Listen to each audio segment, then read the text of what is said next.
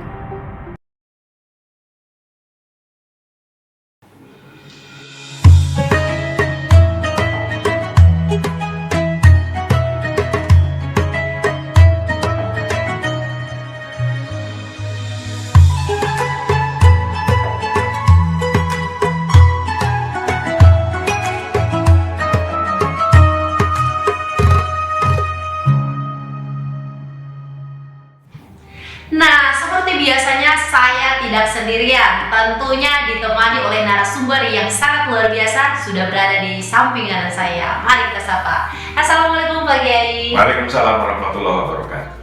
Nah, beliau adalah Kiai Haji Dr. Marsudi Suhud sebagai Wakil Ketua Umum MUI dan pengasuh pesantren Ekonomi Darul Ukhwah. Nah, seperti biasanya nih Pak Kiai akan adanya materi-materi, tapi setelah yang satu ini.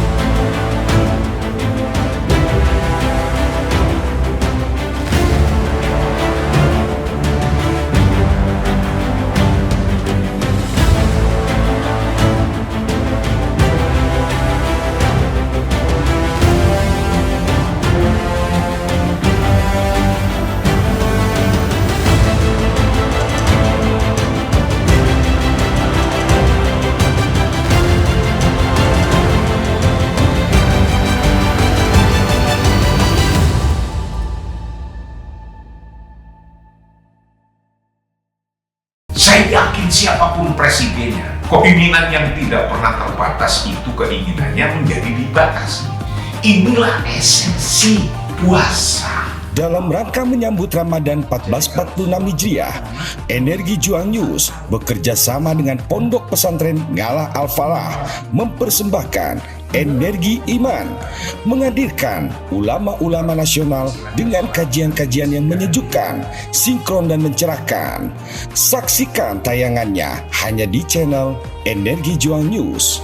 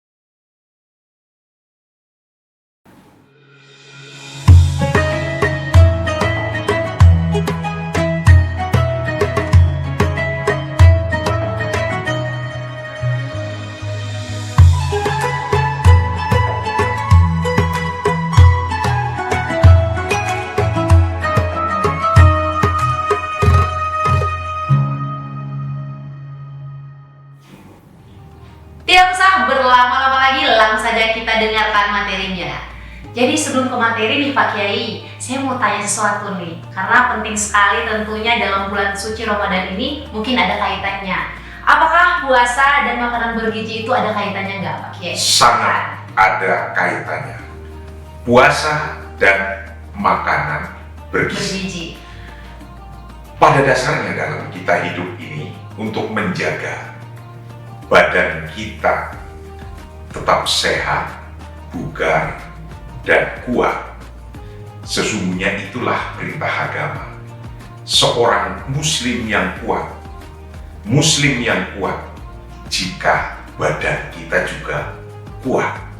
Badan kita kuat itu karena asupan kita ke dalam badan kita yang bisa mempengaruhi kita menjadi kuat.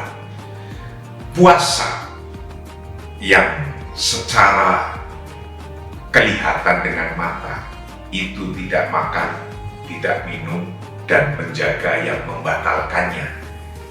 Dari mulai kita puasa sampai akhir kita puasa sampai buka, itu adalah suatu kegiatan yang mungkin berbeda dengan keadaannya sebelumnya ketika tidak puasa. Ketika tidak puasa karena kita makan, minum, ketika keinginan kita muncul. Nah, ketika dalam puasa, walaupun keinginan kita muncul karena sudah ada batasannya dalam puasa, maka keinginan itu tidak terpenuhi. Dalam konteks tetap, walaupun puasa, tapi tetap terpenuhi kekuatan kita yang tetap kuat, maka Allah pun, agama kita pun mengajarkan fakulu mimma razaqakumullah halalan thayyiban. Makanlah rezeki yang datangnya dari Allah melalui usaha-usaha kita, sehingga dapat rezeki itu untuk kita makan dan kita minum dan kita nikmati.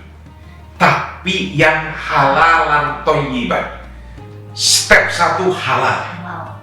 Ikuti aturan-aturan dari Allah dalam memperolehnya. Tapi tidak cukup yang halal doang. Ternyata tambahan thayyiban ini, halalan thayyiban. Thayyib itu artinya bisa mencukupi kebutuhan jasmani kita, yaitu bergizi. Tidak cukup bergizi, tapi halalan. Jadi konsep dalam kita beragama, ketika kita memasukkan makanan dalam tubuh kita, itu yang halalan thayyiban. Tapi juga ketika kita memakai pakaian di luar badan kita, atau memakai apa saja, mempunyai rumah, mempunyai mobil, mempunyai pakaian, mempunyai hiasan apapun, itu caranya mendapatkan yang halalan tapi toiban. Dalam konteks makanan, toiban itu adalah bergizi baik. Maka ketika berpuasa ini kita sudah makan makanan yang bergizi, halalan yang toiban, minimal cukup gizinya dan pas. Kalau kelebihan namanya israf, jangan israf, tapi yang tepat pas, maka kebutuhan badan kita akan terpelihara. Kenapa sih? Ini kenapa pertanyaannya? Dalam puasa itu dianjurkan tetap untuk bersahur. Sebagaimana Rasulullah menyampaikan yang diceritakan dari sahabat Anas, tasahharu fa inna fis sahuri barokah. Bersahurlah, sahur, karena dalam sahur itu ada barokah. Jadi makan ketika buka, nanti kita sahur, karena itu untuk memelihara badan kita. Karena sesungguhnya dalam sahur itu ada barokah. Barokah itu ziyadatul khair, tambah baik. Nah, kalau kita tidak sahur, berarti dalam konteks kesehatan itu kan kurang memenuhi. Makan hanya waktu jam 6 kita buka, terus nanti sampai jam 6 lagi nggak makan. Nah, maka sahur ini fa inna fis sahuri barokah. Di dalam sahur kita ada berkah. Berkah untuk apa? Berkah untuk mencukupi gizi kita. Maka alhamdulillah nih, pemerintah juga telah mempunyai program makan bergizi. Saya harapkan waktu puasa ini jangan sampai tidak ada. Kalau pemerintahnya itu tidak ngasih makanan bergizi di dalam bulan puasa, ayo kita bareng-bareng, rame-rame, entah individu-individu, entah ada kelompok masyarakat, atau bahkan organisasi sosial, atau bahkan partai-partai, bareng-bareng ayo kita mengadakan untuk menyiapkan antara buka puasa yang bergizi dan sahur yang bergizi, karena dua-duanya diperintahkan oleh Allah. Halal, makan yang halalan tapi juga thayyiban.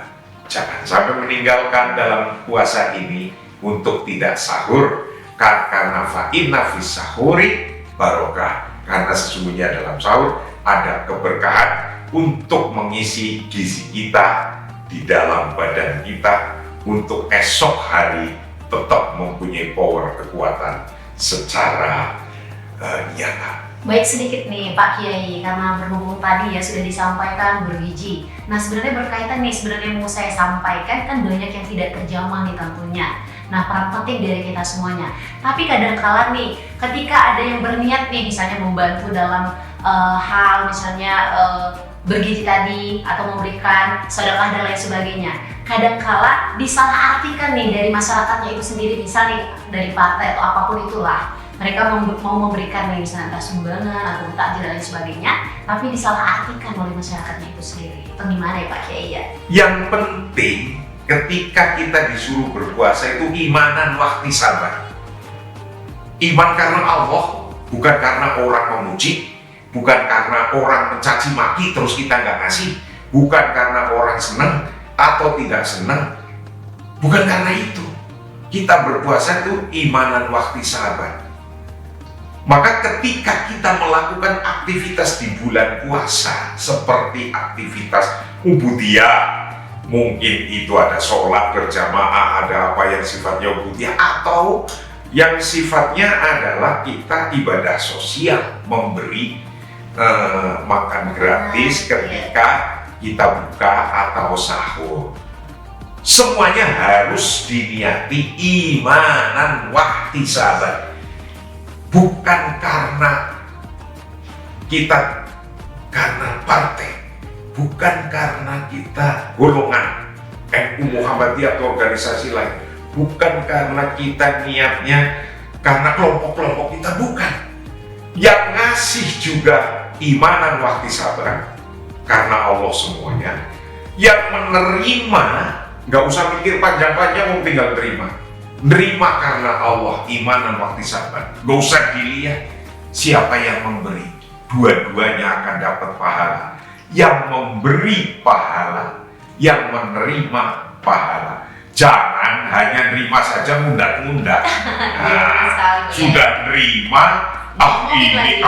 ini karena no. Padahal yang memberi saja sudah iman dan ihtisaban. Karena iman dan karena hanya ingin mendapatkan berkah ridhonya Allah. Gitu.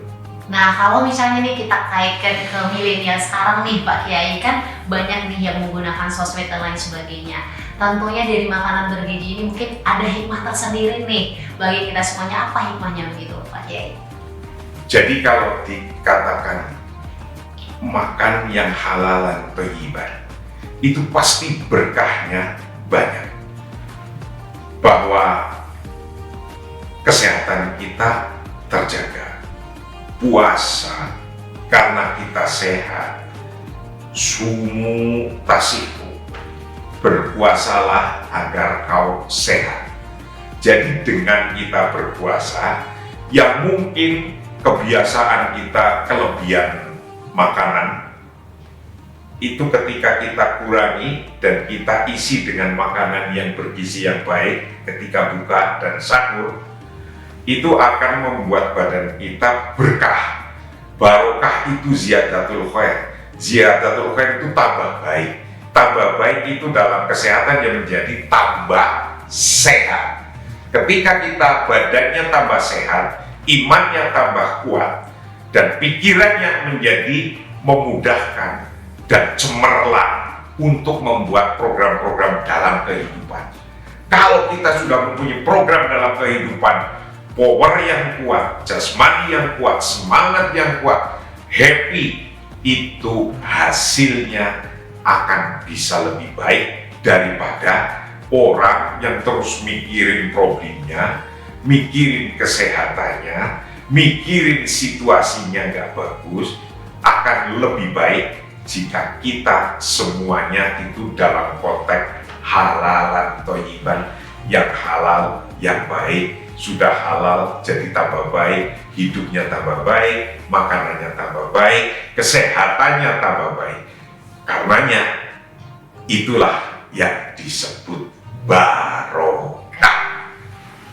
Nah, kalau misalnya itu disebut barokah nih Pak Kiai, terkait dengan yang menerima nih, misalnya pemberian itu nih, misalnya makanan bergizi anggaplah, tapi dengan catatan uang yang tidak halal, maaf sekali misalnya, itu gimana? Ada nggak keberkahannya nih Pak Kiai?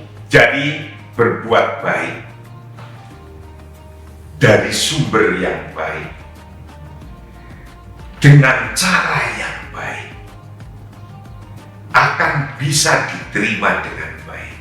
Ini, jadi tidak bisa berbuat baik dari sumber yang tidak baik, karena itu akan ditanya dari mana, untuk apa, ke siapa, dengan cara apa. Di depan ditanyakan dari mana, maka kita disuruh makan minum saja yang halal. Fakulu wasrobu, yang halal. Halal itu yang baik, yang tidak against the law, yang tidak bertentangan dengan hukum. Nah, memang ya, bagaimana kalau kita mencuri sebanyak-banyaknya, mengasihi sebanyak-banyaknya, mencuri barang yang dilarang, mengasihi barang yang diperintahkan. Barang yang dilarang dikasihkan, itu apakah bisa menjadi sesuatu yang thayyiban? Itulah sesungguhnya yang tadi perintah yang simpel.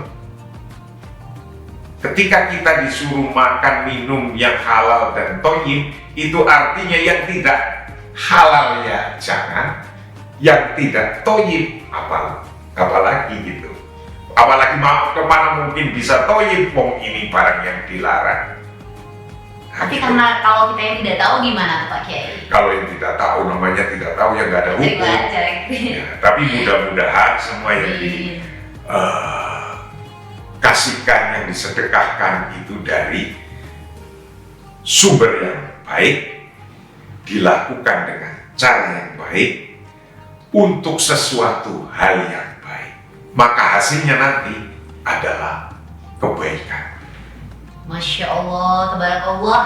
Berarti ya Pak Kiai, selain kita harus menerima yang halal, bergizi, tentunya kita sebagai penerima juga tahu diri lah begitu ya, jangan ngomongin nih dan lain sebagainya Pak Kiai. Nah terima kasih nih Pak Kiai, akan ada intisari nih dari penyampaian hari ini, tapi setelah jeda yang satu ini.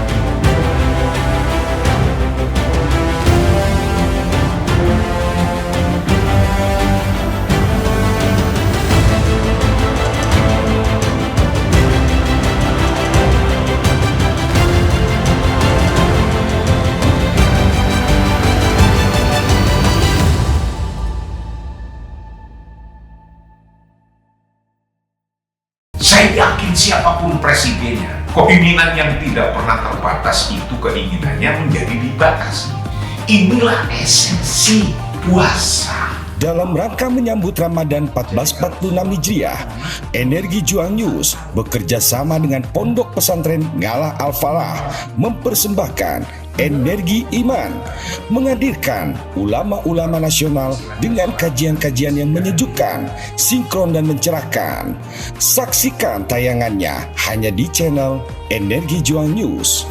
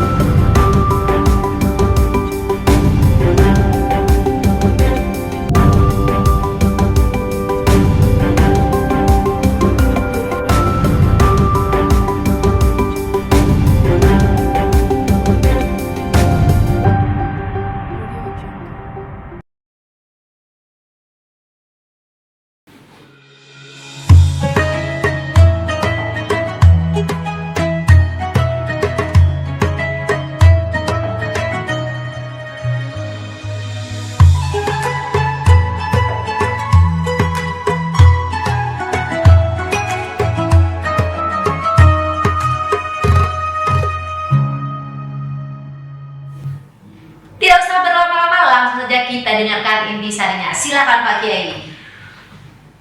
Betapapun kita dalam kondisi berpuasa, yang kita menjaga dari pagi sampai sore, sampai hubus syams untuk tidak makan, maka ketika kita makan juga tidak boleh berlebih-lebihan. Makanlah sesuai kebutuhannya, tapi juga kebutuhan itu tidak hanya kenyang. Kebutuhan itu adalah sampai kebutuhan badan kita untuk memenuhi gizi kita. Maka Rasulullah pun menyampaikan dan mengajarkan agama kita melalui kitab sucinya bahwa kita disuruh makan dan minum yang halal dan thayyib.